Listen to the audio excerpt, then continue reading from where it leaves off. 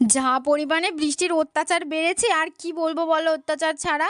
আমাদের এখানে আগে রেল লাইনে খাত ছিল, সেটা দিয়ে পুরো পাড়ার জলটা বেরিয়ে যেত। এখন সেইটা বুঝিয়ে রেল লাইন হওয়ার ফলে পুরো পাড়ার জলটা এসে আমাদের বাড়ির এখানে জমা হয়ে পুরো বন্যা পরিস্থিতি হয়ে যায়। বন্যা যেহেতু আমাদের এখানে হয় না, যে সকল মানুষেরা নদীর ধারে থাকে তাদের কি অবস্থা এটা ভেবেই আমার ভয় লাগে।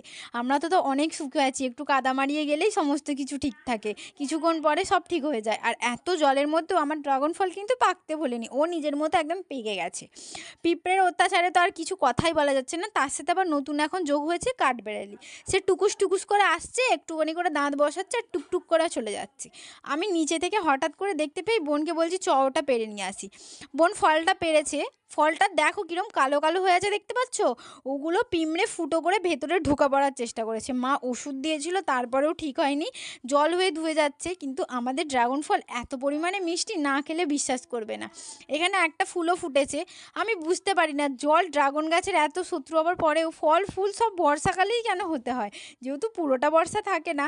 আর এখানে আমার কামরাঙা গাছটা দেখো কত ফল হয়েছে, কি ভালো লাগে যখন নিজের গাছের ফসল কত সুন্দর লাগে বলো তো, তাও আবার মাটি থেকে ওপরে ছাদে বসিয়ে। আমার তো ইচ্ছা আছে একটা